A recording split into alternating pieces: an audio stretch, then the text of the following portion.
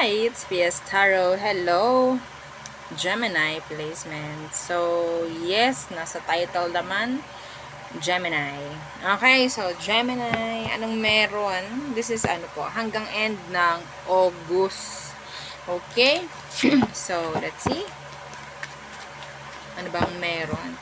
Again, kung may tanong po pagdating sa private reading yan sa ating mga charms, so yeah, just message me. Opo. And yeah, kung hindi po mahanap ang message button, you can reply sa akin pong mga reels, sa aking My Day kung meron. So, yun. Okay? So, yeah. Sa page po, ha, syempre. No, kasi kung kayo ay nanonood sa YT, wala talaga tayong way para mag-communicate. Oo. No, so, punta tayo sa FB page ko. Dapat may check po yung aking tabi ng pangalan para malamang legit. Yeah. Okay, so let's see. Gemini placements for Gemini.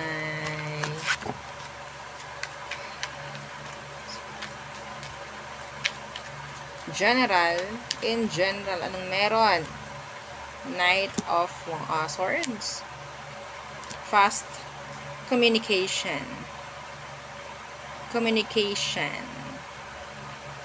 Pwedeng iba sa inyo darating bago mag-end po yung August, no? Yung mensahe po na iniintay nyo. Okay? Sagot, closure, clarity. So, yan po. No?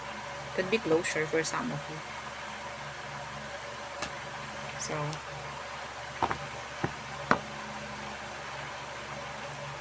iba dito, medyo may naririnig ako na pwedeng ikaw is makakapagsalita ng medyo harsh.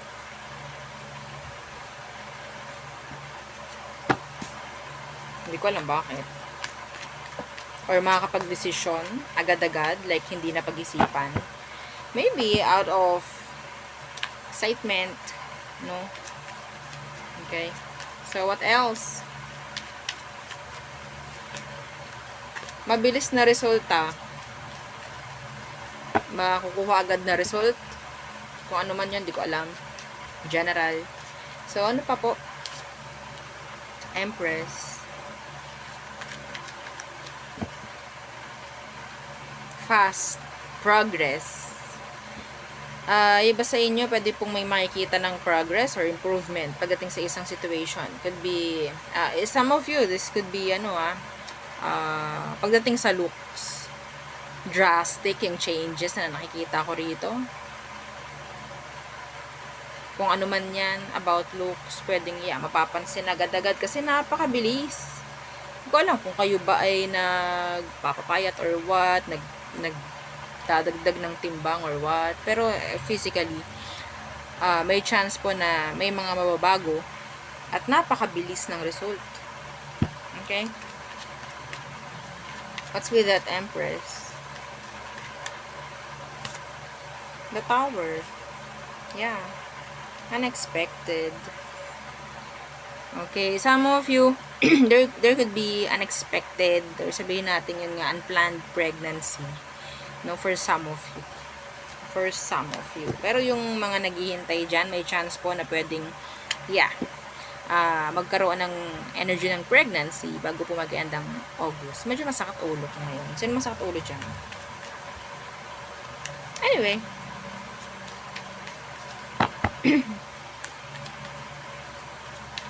What else? Tayo nakikikwarto lang po kaya ganyan. So, 4 of Pentacles and then Strength. Somebody's holding back. Anong meron dyan? Some of you pwedeng mag-reach out tong taong to unexpectedly. Hindi mo na iniisip na, ay, mag-reach out to pala to. Pwedeng may ganyan. Ay, biglang magpaparamdam. Parang ganun. Okay? Could be a Leo or an earth sign.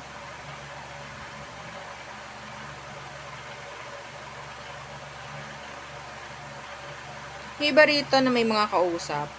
Like, ka-talking stage. Bigla-bigla na lang po itong magla-lie low, bigla-bigla lang hindi magre-reply, bigla-bigla ka na lang i-block. Hindi ko alam bakit. May ganong energy. So, sa may mga ka-talking stage dyan, huwag muna kayo masyadong ma-attached. Okay? Or, ma-fall. Na? Anyway. So, there. Tayo po ay tumunguna sa person on your mind. The person on your mind for Gemini placements.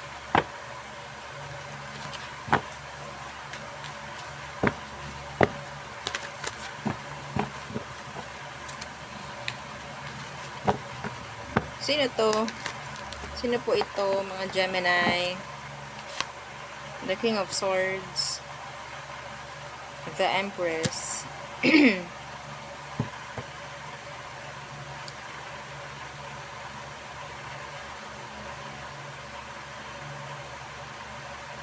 Pwede may anak kayo. Legal. Okay? Legal. Hindi ito nakatago. Iba po dito, nag-uusap na kayo or nagpaplano na kayo magkaroon ng anak.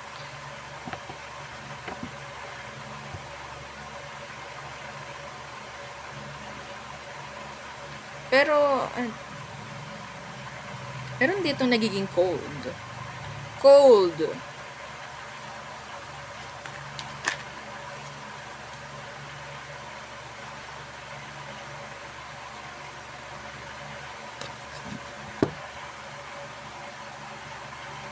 Ano kaya yun? Gemini, meron ditong nagbabalak magkaroon ng anak para maagaw itong person na to. Pwedeng kasal kayo ng taong ito. Pero kung sino man ito na isa, parang way niya yun para hindi siya alisan nung person mo. Meron po ditong third party or okay?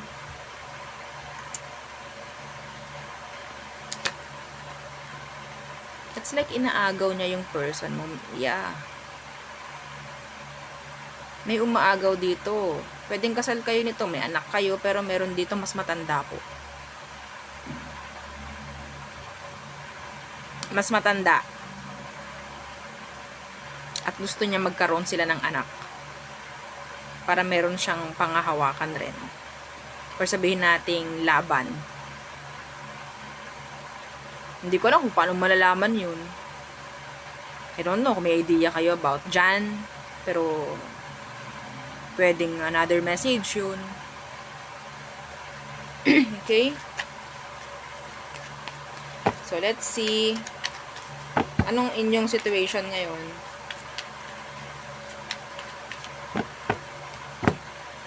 Or pwedeng ikaw to, yung gusto mong magkaanak kayo. Para hindi na siya makuha or hindi na siya bumalik dun sa person niya mismo.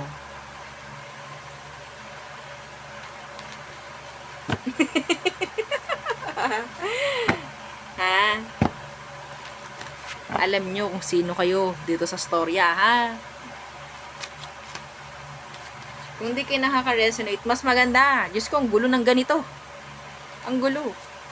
Binabasa ko pa nga lang, naguguluhan na ako eh. What if? Diba? Nandyan ka mismo sa sitwasyong yan. So, tingnan natin. Ano ba ang sitwasyon nyo talaga? The Sun in reverse. Sandali lang po, ha? Okay. So, nasaan na tayo? So, anong bang meron sitwasyon? Ang tanong ko, the Sun in reverse. The Sun in reverse, pwedeng may mga kalabuan. Anong meron ba? Three of Wands in the reverse.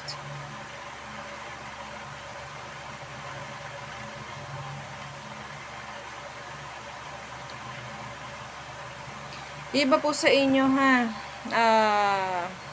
Kasi parang pinag-aagawan nyo to, itong isang to. Itong person, pinag-aagawan. So, kung meron po kayong pag-uusap ng inyong person, masasabi kong parang malabo. Kasi gumagawa rin ng hakbang tong isa.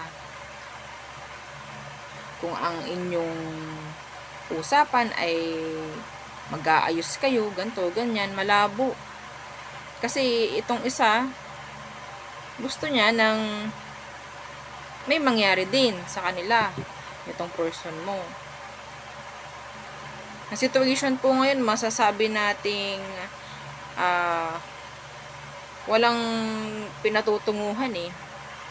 Walang pinatutunguhan. Parang wala tayong inaasahan dito.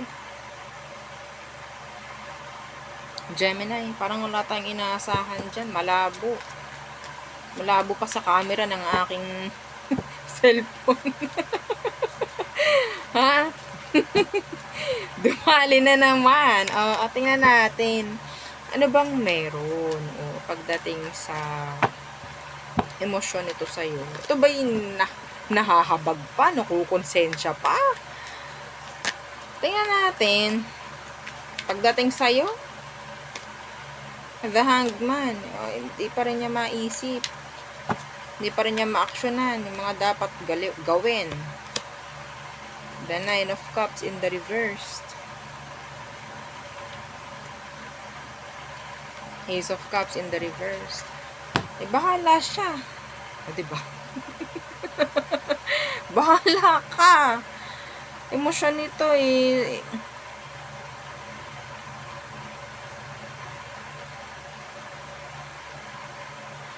Nagdadalawang isip. Pero be careful pagdating, para sa kanya, be careful siya. Kasi baka mamaya, mas stuck siya dun sa isa eh.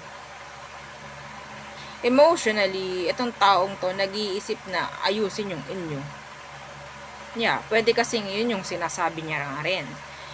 Which is, hinihintay mo, ina-expect mo yun from this person. Pero hindi niya alam yung isa, kung ano yung gusto. Gumagawa ng way. Gusto niya magkaanak sila. Para hindi mo na maagaw yung person or mahirapan ka ng agawin. Kasi magkakaroon na sila ng anak eh. Iniisip niya na lahat naman ng responsibilidad hindi niya tatakbuhan.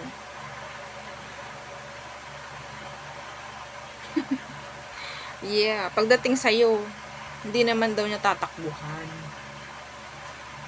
Kahit na, no?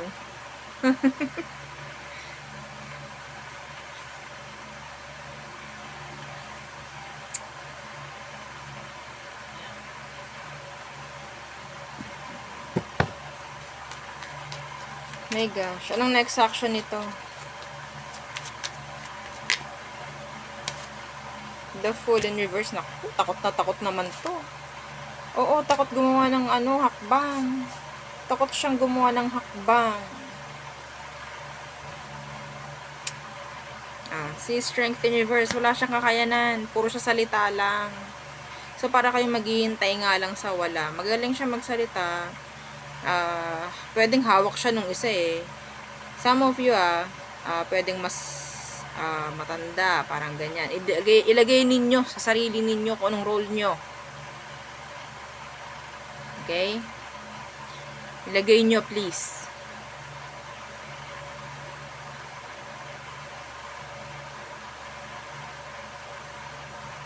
So next action nito, hindi niya alam kung ano. Kahit sabihin natin may mga plano. Pero hindi naman niya yun para gawin. May takot siya. Iba po kasi dito, sabi ko nga, yung isa, yung sinasamahan niya sa ngayon, mas matanda, mas may edad, mayaman. Masasabi kong mayaman. Okay? Lahat bigay nito. So, medyo, yun yung nagiging yun yung nagiging dahilan ng taong to para kumapit. So, yan.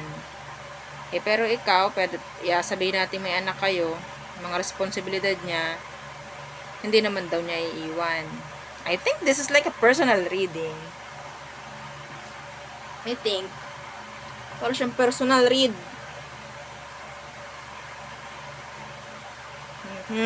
So, ang pagpili ay medyo mahirap. Medyo mahirap sa kanya. Natatakot siya. Baka mamaya, pag inalisan niya to, ay mawalan din siya. Yun ang nakukuha ko. Madam, bakit sa akin? Yung paano yung anak niyo?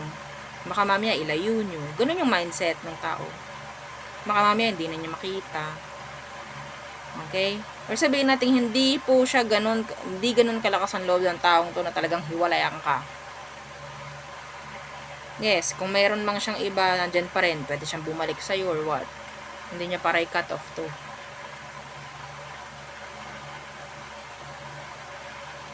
Okay? So, di ba kitang-kita niyo yung frustration. O, diba? Oh my gosh. So, may idea na kayo, ha? Lalong-lalo na yung mga naka-resonate 100%, 101%. Naku, parang na kasi siyang private read. Personal reading. Parang ganyan. Talaga meron dito akong nababasahan. So, tayo tumungo na po sa all signs, are true Pisces for you, Gemini. Aries, pwedeng mag-unblock si Aries. Taurus, burden. Gemini, unfinished business. Meron pang mga nakabinbin, nakapending na mga issue. So, Cancer, unsure. Some of them, they're sad. Leo, wala kang na-expect sa isang Leo. Virgo, they're like, matapang na siya na i-cut off or whatsoever, like, i-end kung ano man yung nagbibigay burden, nagbibigay ng pabigat sa situation. So, Libra, I think si Libra, gusto niya mag-sorry sa mga ginawa niya na hindi tama sa'yo, lalo na nung sa past ninyo. Scorpio, unexpected. I'm hearing something na pwedeng may mangyayari. Okay? Like, sabihin nating ikagagalit mo. So, Sagittarius, ayaw na niya ng drama. Capricorn, gusto niya ng ma-fix kung anong dapat ma-fix. Aquarius, gusto niya ng kalinawan sa situation. So, Pisces, I'm hearing a reconnection. Unexpected reconnection. Pwedeng makita mo siya sa isang lugar na hindi mo akalaing makikita mo siya doon. Something like that. Okay? So, I think kayo ay nakatali pa rin energetically dito sa Pisces na to. Okay? So, there. Yun ang aking reading for you. Gemini placements. Again, please don't forget to like, share, and subscribe. And follow our FB page and sa po nating YouTube channel na nasa description box below. Again, thank you. Goodbye.